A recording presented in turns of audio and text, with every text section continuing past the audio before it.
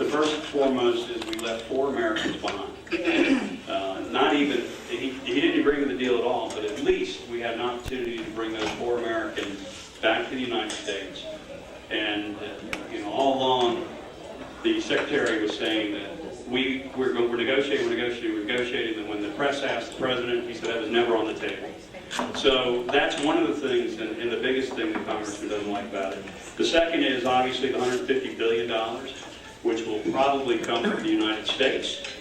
Third thing he was very upset about was the 14-day where you have to notify them, and if they protest, they get another 10 days.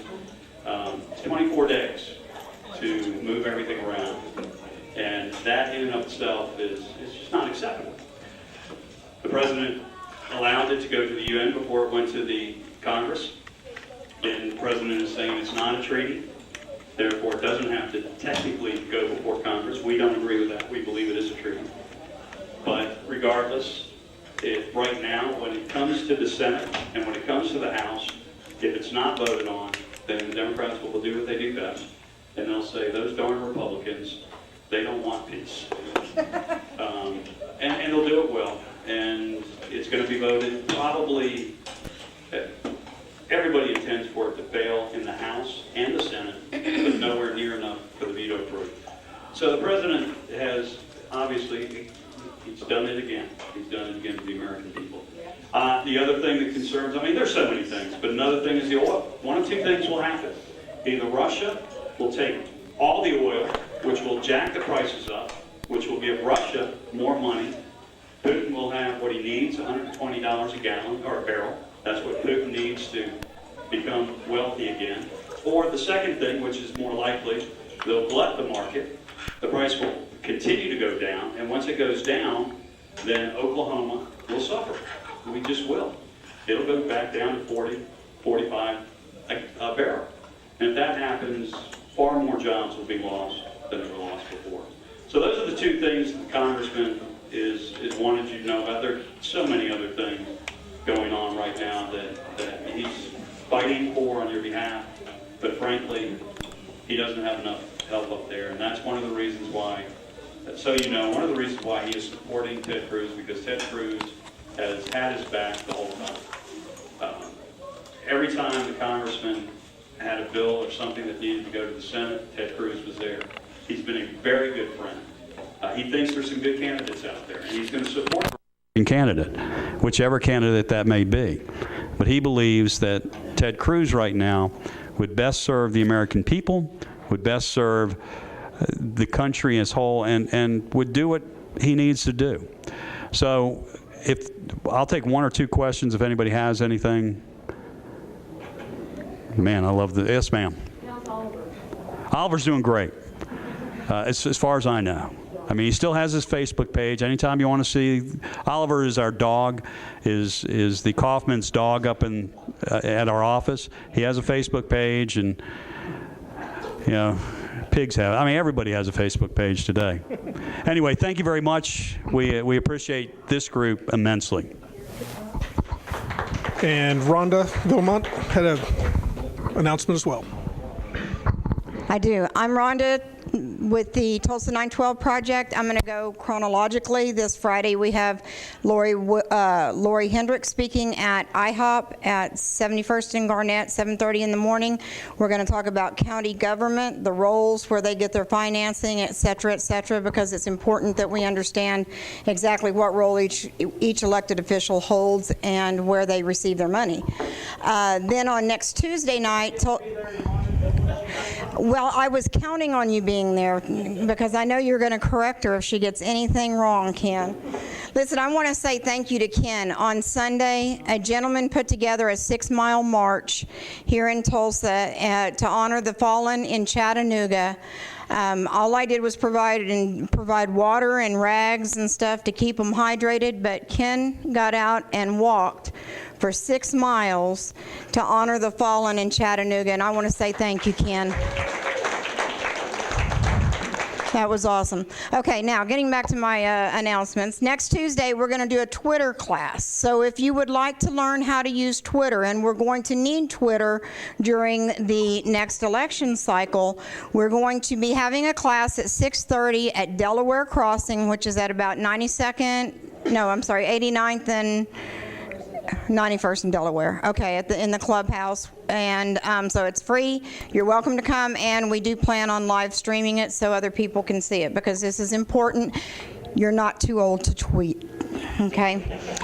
The date is next Tuesday, the 26th, I believe it is. Yes. Okay. PM. Yeah, we only do one thing in the morning because it takes us all month to get revved up just to get there. Okay, next thing is Defenders of Liberty Grassroots Activism Awards. This is our third year. First year we had the ice cream social and beer. Remember, last year we had the dinner. Okay, we moved up a little bit. Had about 150 people in attendance. It was a great event. We honored 12 activists, and we want to do that again. That's coming up on Saturday, September 26th. We're still looking for sponsors, and the dinner is only $35 a piece, and that covers, that just covers the cost of the meal. This is not a fundraiser. We do it to as grassroots activists, honoring grassroots activists. And I hope that you can either participate as a sponsor, but I'd love to see you there because we'd like to top 200 this year. Thank you. Okay, before our last announcement, just wanted to introduce our elected officials that we have here tonight. Our speaker is going to be State Auditor GaryJones. We have County Assessor Ken Yazel. And our district committee man, Donnie Tiemann, and his wife, Brenda, is, you're the state committee woman? Or? Okay, we'll go with that. And then our last announcement, and he will lead straight into the prayer from there, from David. Elected. Oh, he's an elected official.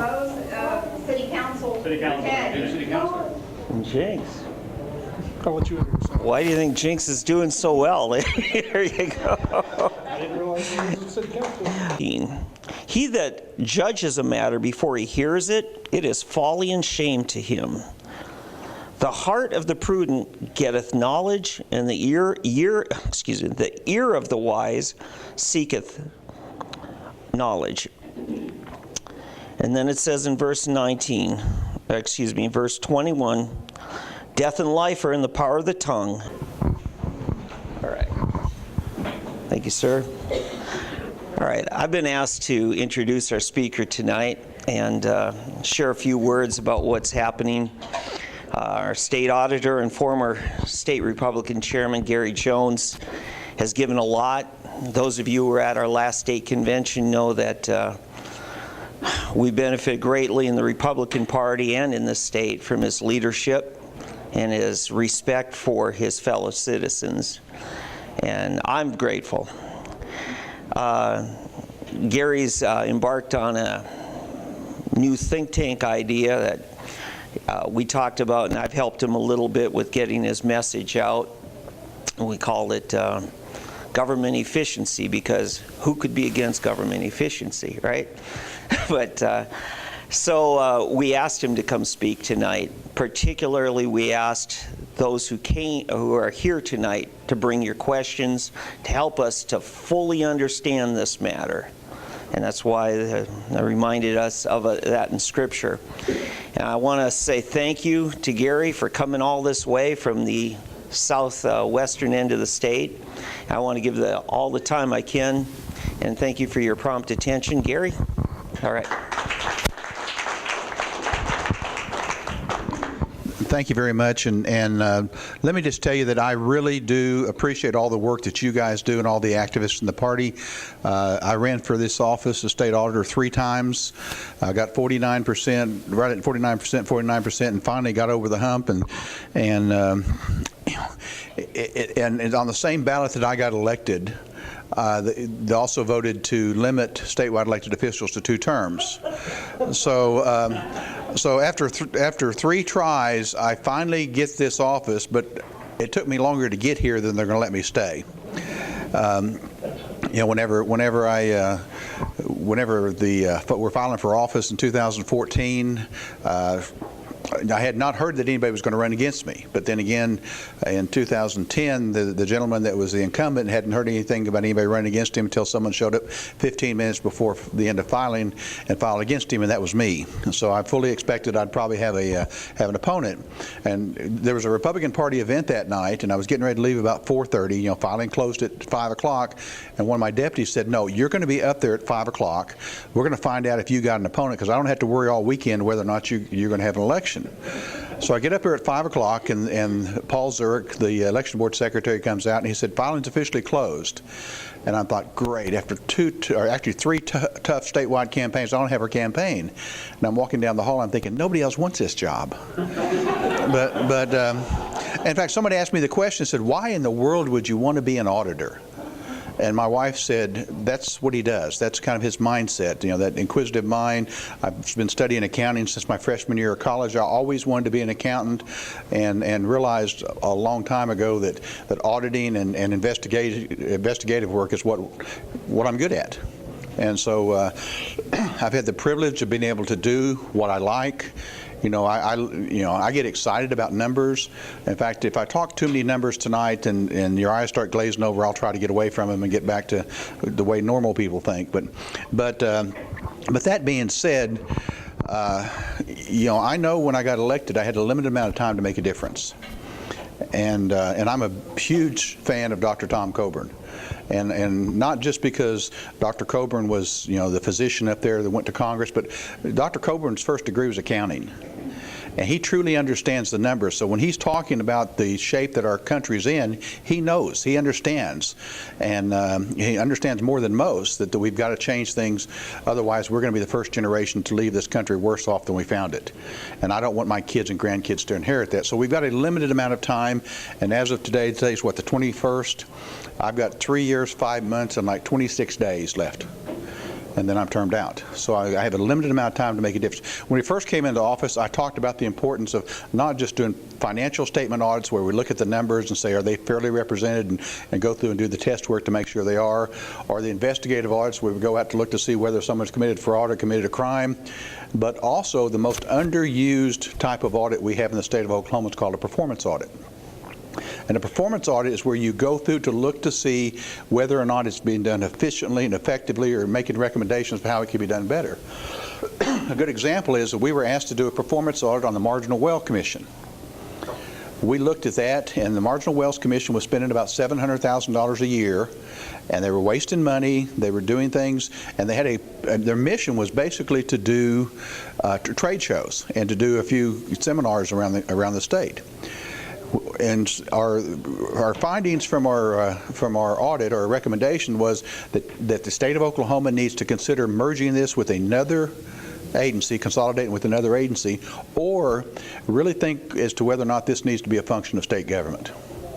And so what they did is they merged it with another agency. They end up cutting that expense from $700,000 down to about $200,000, and actually provided a better product than they did before. They saved $500,000 a year, and that audit cost $10,000. Not a bad return on the investment.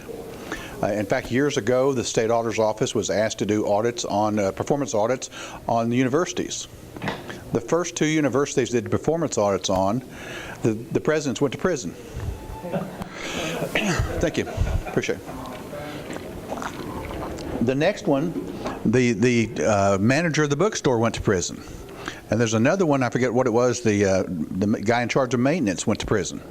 So the legislature said, you guys have done a great job. I think we ought to stop this program and cut off the funding for that. As opposed to, you need to keep going. So as we started looking at the models of different states out there that were really doing a good job on performance audits, there was one state that really came to mind, and it was called Washington. And Washington passed an initiative, put for the vote of the people, that provided funding where they could do performance audit on every non-federal government agency in the state of Washington. In the first 2 years, they identified $1 billion in savings. So what we said is we'd like to be able to do that in Oklahoma. So what we went around and talked and said, okay, what we'd like to do is we'd like to get $1 million a year in funding to do performance audits on every major program in the state on a rotating basis, including higher ed, including career tech, including every agency in the state of Oklahoma that met those requirements. We did a poll, and the poll said that 87% of Oklahomans were in favor of it, 12% were against it. So what we were going to do is we're going to do an initiative petition and go out and get that in the Constitution so they couldn't cut off our funding. You know, the first year we started finding some corruption and waste. I think I swallowed some dust or something on the way up here. Anyway, so what happened was that some members of the legislature, well, hey, we think it's a great idea. Let's do this. Let's just run it through the legislature and make it statutory, or better yet, let's just run it through and we'll put it on the ballot to get a vote of the people. So the House passes it through the committee unanimously. It would get a vote in the House and it goes to the Senate. The Senate committee passes it unanimously. Then all of a sudden we don't get a vote, and it won't come out of committee or go to the floor on the Senate. So finally, someone said, well, the reason we don't want to do this is that's growing government and giving you too much power. Our response is that we provide transparency and accountability. What are you afraid of? Too much transparency or too much accountability? So at the same time that they're killing our bill in the Senate, we find out that they pass another bill called the Government Modernization Bill, and they create performance teams in the Office of Management Enterprise Services, and they fund them $3.5 million a year. And you never hear about anything they do because it's all behind, if they don't like the results, they don't make it public. So the next thing we know is that we think, okay, let's kind of regroup, and we always have state legislators that come to us and say, we think you need to do an audit on this. Senator will come and say, we think you need to do an audit on that. Well, they can't make the request.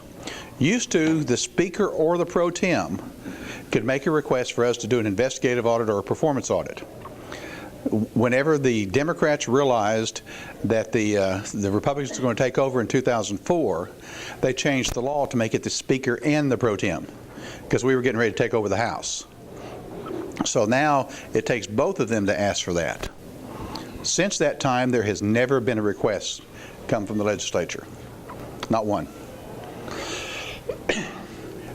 Back in about 2006, 2007, the House and the Senate passed a bill to create a joint committee on accountability.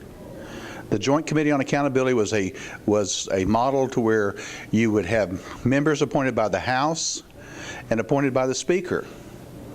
To have this committee, they would be required to meet at least once every 90 days, and they would recommend audits to be done on different agencies, and and that bill passed the House and the Senate, and what happened was the governor vetoed it. Because what they were doing, now this was Governor Brad Henry, but what they were doing was, in that bill, they were creating a separate auditing bureau under the Legislative Service Bureau. So we would basically have the state auditor and we'd have the auditor working for the legislature. So we're creating an additional bureaucracy. So Governor Henry vetoed it. So what we did is we came back in 2 years after I was in there and said, well, we think it's a great idea.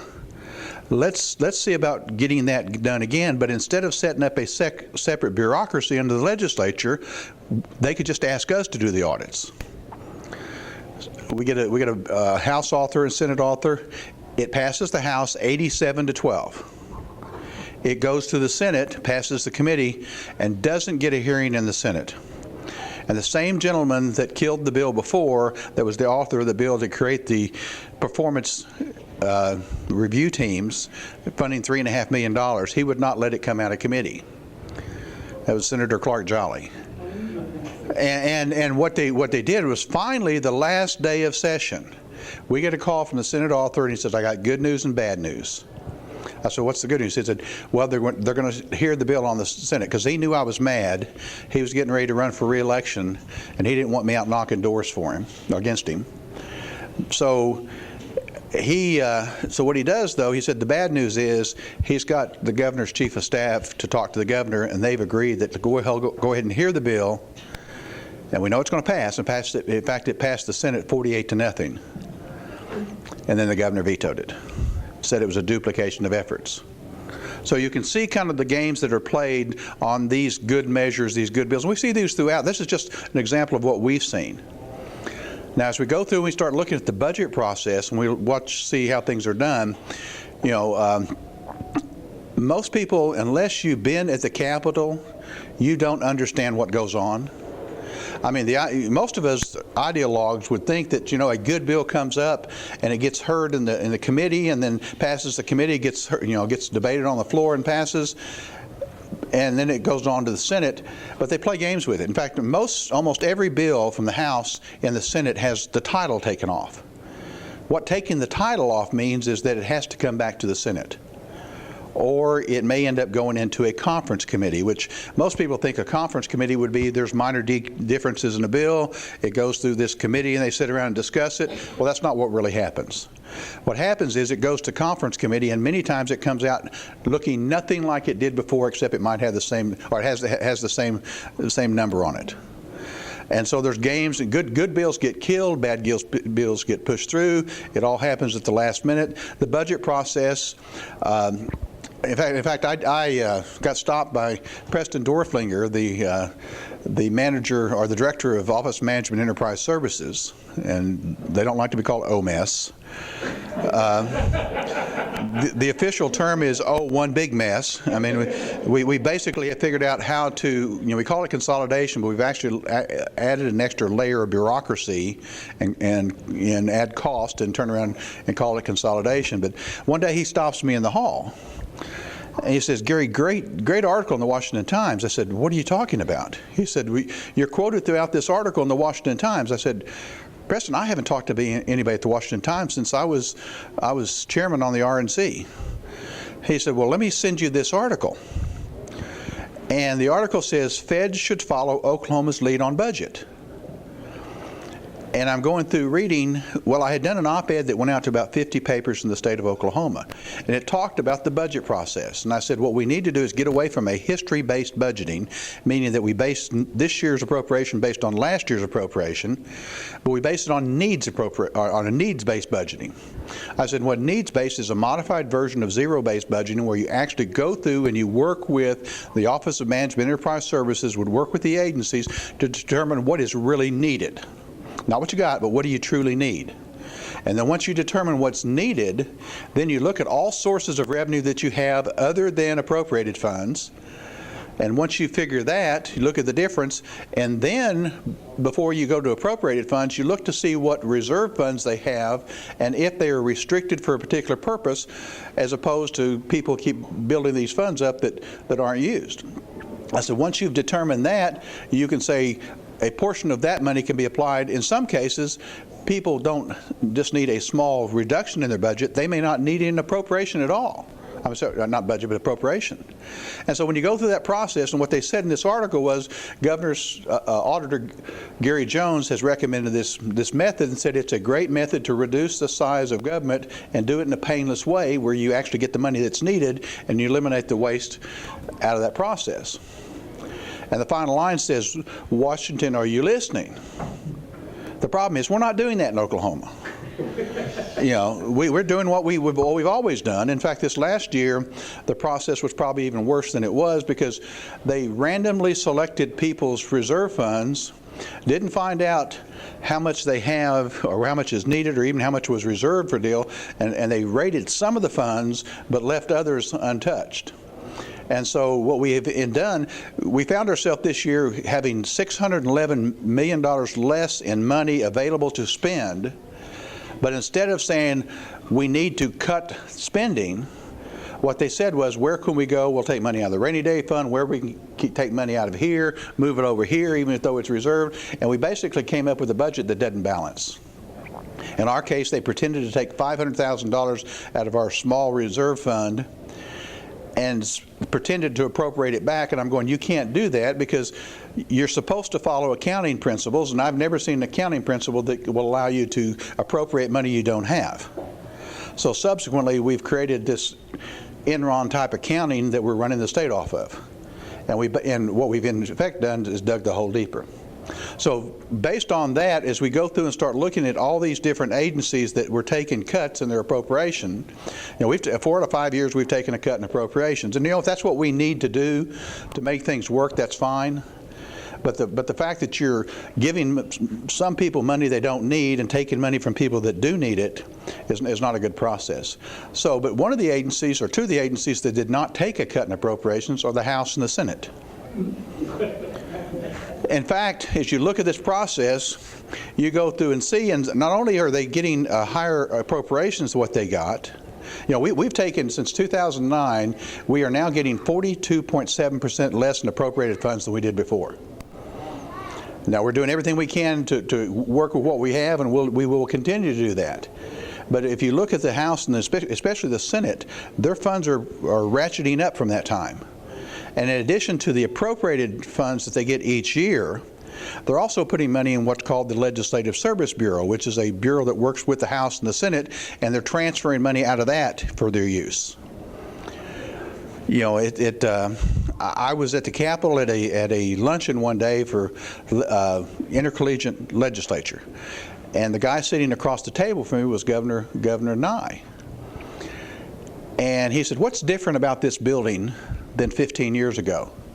I looked at him and said, "Well, 15 years ago, this building housed the House, the Senate, every agency it houses now, plus the Supreme Court, plus the Court of Appeals, plus the Attorney General's office, and others."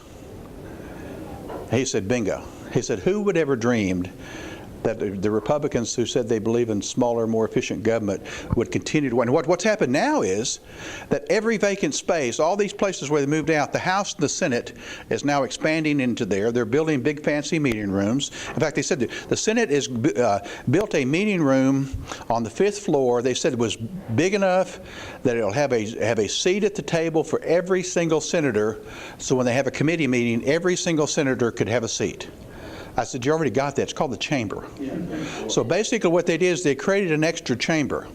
They now have big fancy offices. Used to, when the legislators came in and they were freshmen, especially if they're in the minority party, they were in the bullpen. Now they all have offices. They keep getting bigger and bigger. Years ago we had an office where we housed about 40-something employees at Shepherd Mall, about 3 miles from the Capitol. We ran across in fact, we had an employee at the State Employees Credit Union. And they said that they were moving into a big fancy building there right on Lincoln. And the employee said, "What are you going to do with this building?" They said, "I don't know. We never thought about it. So would you consider leasing it to us?" And they said, "Yeah, I think we would." So we sat down with them. We negotiated a lease for them to take that 10,000 square foot building, to completely remodel it, and then spend $250,000 at their cost to allow us to move our office from Shepherd Mall, where we had more, and we got it for the same price per square foot than what we had at Shepherd Mall. What we did is we also said that we're going to, as we were in there, they had about 20 desks that were nice wooden desks, except they were scratched and needed to be painted. We said, what are you doing with these desks? So I don't know, we'll probably throw them out. I said, "Would you consider donating those desks to us?" They said, "Sure." So we took them, sent them to Prison Services. For $100 a piece, we got those desks completely redone. We went to Stowe's Furniture and bought used furniture for the other offices. We even have a conference room that has a 14-foot table, and we have chairs all around that conference room. We furnished that entire 10,000 square feet, 20 different offices in that building, for less money than the Senate spent for 48 chairs in that conference room. But our budget's being cut, and theirs keeps increasing. So that being said, we start looking at that, we don't audit the House and the Senate.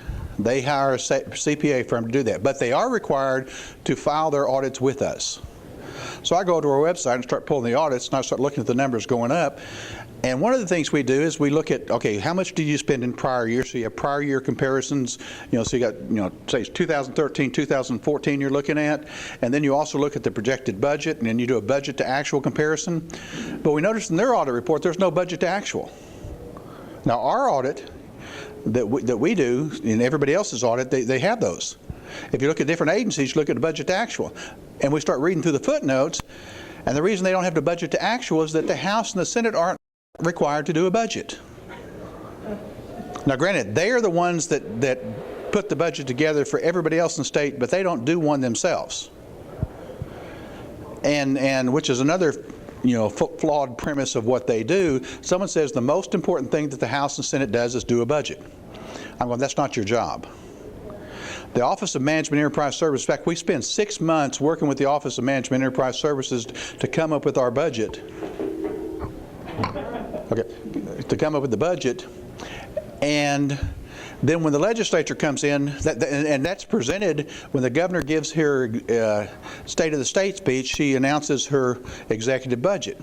Most people, all they see is 4 pages that shows the prior year appropriations, the current recommended appropriation, and what the difference is. That's what most people see are those 4 pages. What they don't know is that document is 6 inches thick. It has all these different comparisons for agency. You can look and see everything that's spent, all the hard work that went into that document, and then the legislature comes in and they scrap that. Then they start putting together the political budget. And this budget, now the Senate this year said that they're going to put all 48 members on the Appropriation Committee. That makes people think that those people are involved in the process of putting the budget together. They're not. They have some discussions about it, but what happens is, in the last few weeks of session, they go behind closed doors, and then all of a sudden, in the last few days of session, it comes out, and it's a take it or leave it. You can't modify anything. This is the way it is. In fact, the House voted on it one night, and they didn't have enough votes to pass the budget. So what they did is they suspended the vote. They took them into caucus, browbeat them in caucus, till they finally came out an hour later and got enough votes to get it passed. So that being said, we do performance audits. So what I did is said, okay, let's look at this. If you had 2 different agencies out there that we were doing performance audit on, and you look at them and basically what when you come out and you determine that they're basically doing the same thing. And so the recommendation would more than likely be that you either merge the 2 or you eliminate one and just go with one. Just so happens that those 2 are the House and the Senate. Yeah. My phone started playing one of the radio stations one day, and I had no idea while I'm standing up talking. But anyway, that being said, so anyway, we look at this and think, okay, what is it magical about the House and the Senate? I know everybody goes back and says, well, that's the way the U.S. government was set up, to have a House and a Senate, and we could have that checks and balances of one looking at the other. And if you go back and you really study history, the reason we ended up with the House and the Senate was that we came up with the House, and we said, okay, the House represents individuals. And so we have that, based on so much population, you get so many representatives, and so then what happens? The small states said, well, hold it. Delaware said this isn't going to work. New York and Pennsylvania and Virginia, they've got so much more population, they'll have so much more representation. We'll get totally left out. So then they said, okay, what we'll do is we'll set up the Senate. The Senate will allow each state to have equal representation, so you have a balance between states' rights and individual rights. And so that's what we set up, and of course you also have that checks and balances of one watching of the other.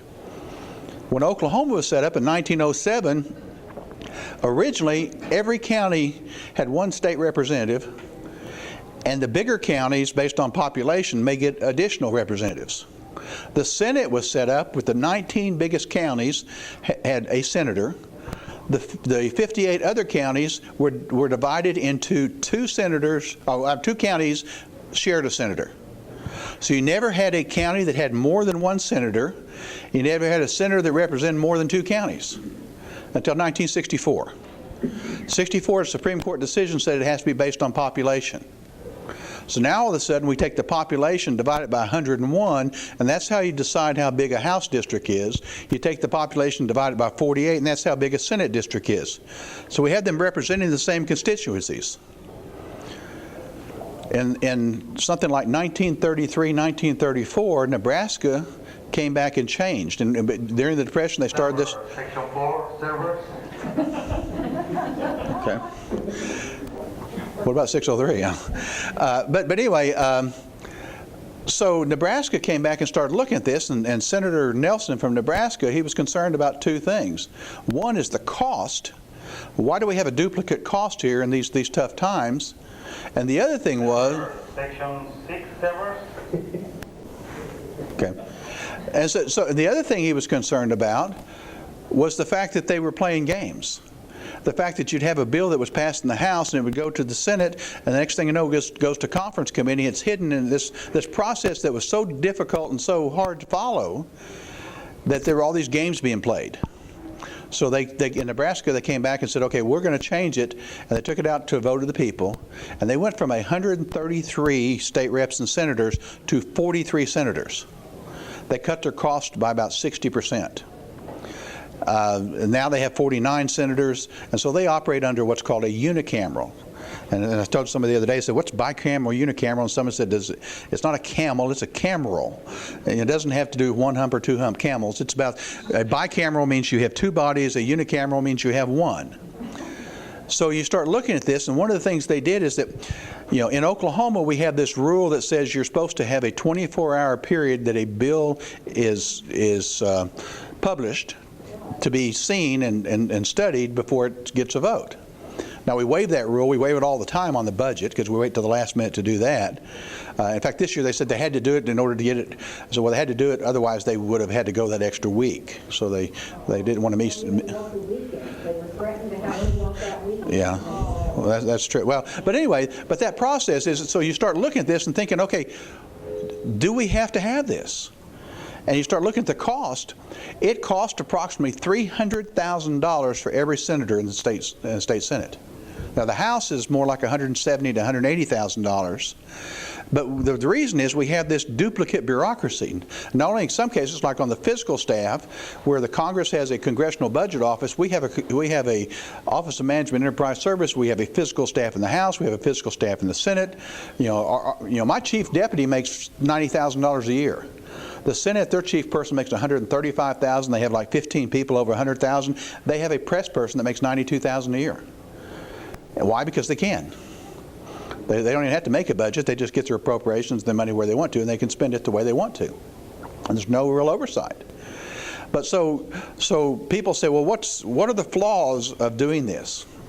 And someone says, well, you get bad bills that go through the House and get killed in the Senate, and same thing back and forth. Well, I will tell you, good example is Common Core. But Common Core got defeated in Oklahoma not because of the House or the Senate. It got defeated in Oklahoma because the activists got involved, went up to the Capitol, and forced the votes and got it killed. I said, whenever we set up our method of government in Oklahoma, you really didn't know what was going on up there until you read it in the newspaper a day or two later. In this day and age, we can set the process up to be more open and transparent.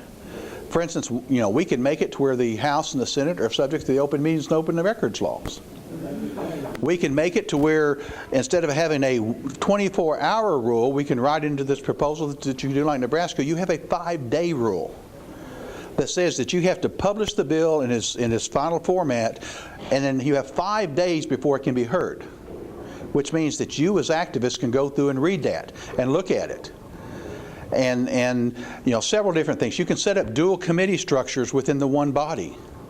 And you can do that so you've got two different, it has to go through the process 2 times within the same body. And so there are different ways that you can set these checks and balances up, but you don't have to spend an extra $15 million a year to do it. And people are saying, well, there's be less people, this provides more opportunity for the lobbyists. I said, no, actually the lobbyists hate this idea because they control the process today. And they, and so what you do is, and I said, one thing that we've talked about as we go through and talk about these, some people don't like the fact that Nebraska is nonpartisan. Doesn't have to be nonpartisan. You basically can come back and look and see how you can set this up where it provides the most transparency and most accountability. And someone said, I like the idea that the House is watching over the Senate. I said, I tell you what I like about my proposal is I would much rather that activists and citizens can follow the process, can view it openly, and can respond to that, because I'd rather have citizens overseeing the legislature than politicians watching politicians. And if this process of the conference committee reports, I mean, it's just ways that good bills get killed, bad things come out at the end, and we don't have to be like Nebraska. We don't have to limit it to 49 people. In fact, if you look at it from its standpoint, if you said you're going to make changes, you're going to eliminate one or the other, it makes more sense to eliminate the Senate because the cost per Senate member is a whole lot more than the cost per House member. And so then what you also do to limit the influence of lobbyists, used to, it cost the ethics rule said that a lobbyist could spend up to $100 per session per member. The Ethics Commission, in their infinite wisdom, decided to change that. It's now $500 per lobbyist per member. In fact, there's an article that came out in one of the papers the other day that said that one state senator had 33 meals bought for him in the last session. They referred to him as the hungry man. So how do you control that? Well, you do a companion bill with this measure to set up an ethics bill that says that everybody that's there out of town, and most of the legislators are there on a per diem, meaning that we, the citizens, are paying for their meals. So what happens if somebody else buys their meal? They pocket that money. I mean, it just goes in their pocket. So I think that we ought to make the amount of money that a lobbyist can spend on the legislature, or the gifts that they can give them, a nice round number of 0. Which in turn says that you can't. Now, we have all these fancy meeting rooms up there, or these fancy offices. They can come meet with them in their offices or their meeting rooms. There's no reason to take them out for drinks and a steak and then think that that doesn't influence their vote. So looking at this, we as people that go through and set up and look at internal controls and checks and balances on different offices and different entities, we can set up the checks and balances, in my opinion, that are greater than what are there now, without having to have two separate bodies that are costing the additional costs. So with that being said, I'm going around the state talking to different people. I said, I want to hear all the negatives about this. Tell me why, other than the fact that I'm a purist and I want it the way it used to be. We've had 160 changes to our Constitution. And what I'm saying is there's a better way of doing it. And what we want to do is we want to go through for the next 6 months or so and talk and see what it is and talk to different people. And if there's some reason, some hurdle we can't get over and said, you're right, there's an issue there we can't get past, then we'll say, hey, we tried. But if not, what we plan on doing is sitting down with the lawyers and sitting down with several activists across the state and saying, okay, now what do we want this to look like? Let's make sure that we get this thing set up the best way possible, and then put the proposal together, go to the Secretary of State, have the Attorney General look at it, and once they approve it, then we go to the citizens. Because someone said, well, this hadn't been passed in any other state besides Nebraska. Well, it's because most states don't allow this process. You have to go through the legislature, and the legislature's not going to vote to do away with their job. Someone said, well, you think this is so great, why don't we just make the auditor appointed by the governor? Well, the governor can't appoint our auditor. They have to be independent. You could make it to where the auditor is appointed by the legislature, like some states, or you can allow it to where the auditor is actually independent and responsible to the citizens, like it is. So, this is not because I'm mad. This is because I think this is a great model of showing how we can make government smaller. It's funny because some people from some schools were at one of the places I was talking. They came up to me and said, "It's kind of funny." I said, "I like this idea," and they've been talking about us consolidating schools. But when you start talking about consolidating them, it's a horrible idea. I said, well, I think that we ought to start looking at is every single way that we can make government smaller. Now, I truly believe in smaller, more efficient government. And if we can figure out a way to make our legislative process smaller and more efficient and more transparent and more open and responsive to the citizens, I think it's worthwhile. So with that, I'll open up to any questions you might have. Yes, sir. Well, from your file, how many times have you given this file? Probably 15. Okay, what has been the most common given to you from the group? I tell you, the most common was I came here totally against the idea. I've had one guy that told me, he said, listen, I came here to just rip you over this. I'm confused. I said, why is that? He said, it makes sense. He said, there's got to be something wrong with it. I said, well, keep looking. Find something wrong with it. I've had other people say, from a common sense standpoint, this really makes a lot of sense. And there are a few people that are just, you're never going to change them. They think this is it's a divine providence that said we came up with this form of government. And in fact, I was debating a gentleman or having an open discussion. He was against it and I was for it on the radio this morning. He said, well, this goes back to ancient Rome. I go, that's not a good example to be citing. That we ought to do this because ancient Rome did it. I mean, it's, but the response is that a lot of people are saying, and if you put it in real simple terms, now this group is a tougher group because you guys understand government more and you think, well, I like what we have because it provides us safeguards. I truly believe this will provide more safeguard than what we have now and save a lot of money. The average citizen, if you talk to a group that's not like this, and you put it in simple terms, if I told you we could reduce the number of politicians by 1/3 of the capital and save $15 million, they say, where do I sign? Yeah. Yes. Yes, ma'am. Okay. My primary concern with this is we have caught so many bad bills that have passed one house by 1 or 2 votes, and they passed before we even know they're in the process. So I would consider your proposal, if you can really build in the safeguards to allow the 5 days time of publishing the bill and give us a heads up. But frankly, they don't follow the rules they have now. So I'm a little skeptical that if you build this in, they wouldn't follow the rules. Okay. And my second comment is this. The state of Oklahoma is a relatively small state. Right. If we really want to save money on state government, we need to reduce the number of counties to about 20 counties or less and have a lot fewer legislators all the way around. It's ridiculous. We have counties that can't pay their life. Okay. No. We had a county. We had one county that had to pass a sales tax to stay open. They literally had to pass a sales tax. Okay. Have you seen those proposals passed to the House and the Senate? No, because every little fiefdom out there. Right. Okay.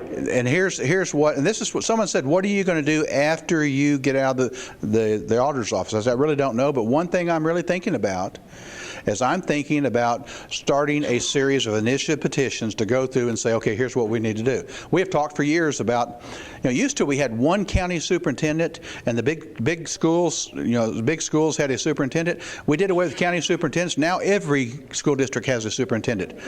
And so we need to reduce the administrative cost of education. We were begging the Department of Education to ask us to do a performance audit because there's a model out there, the Vermont model, where they have supervisory districts where they have 8 or 10 school districts that share one superintendent. Still keep their schools open, but have one superintendent. But we don't even have those discussions. We can't have that discussion at the Capitol. So. I'm not totally against the proposal, but I have some real reservations. Let me ask you this question. How did those bills get caught? It wasn't the matter of a representative caught them. It was usually a citizen brought it to their attention, and because of the good example was the national popular vote in the Senate. Yeah. Okay, that was had nothing to do with unicameral. What that had to do was lobby and influence. You may or may not know that there was a lot of legislators and senators that went to Puerto Rico and were gambling and drinking.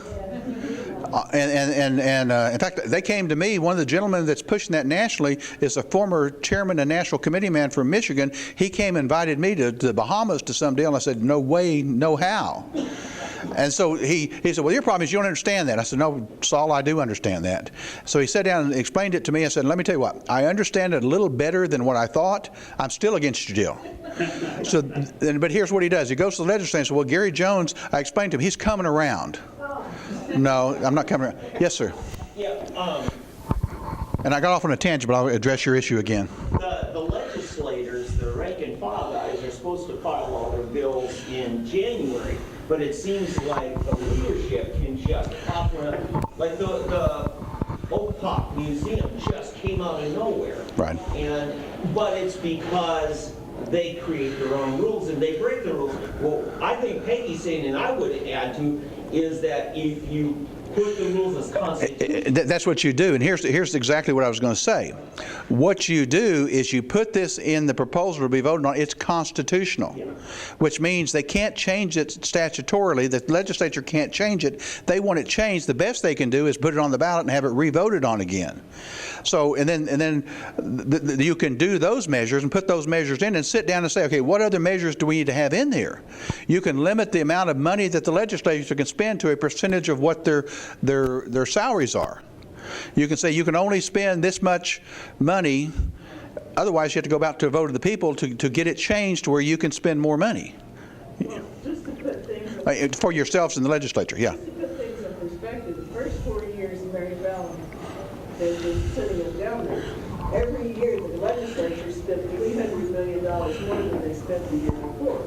So at the end of 4 years, we spent $1.2 billion more than we were when the Democrats were in power. Right. And this year, we had this big shortfall, but somehow at the end of the time, we spent $17 million. And the reason we have the reason we have a shortfall in Oklahoma when the economy is doing good and growing is tax credits. Have all these tax credits that are given out, and the reason, and we tried to get the authority and the resources to audit the tax credits, and we couldn't get it done. So finally, David Dank pushed for years. I served on the committee. Best interim study I think has ever been done at the state capitol was David Dank's study on tax credits. I sat on that. The recommendation, I say unanimous, but one statewide elected official who was the biggest recipient of campaign contributions from the people getting tax credits was the only one that disagreed with the recommendations. The main recommendation was that the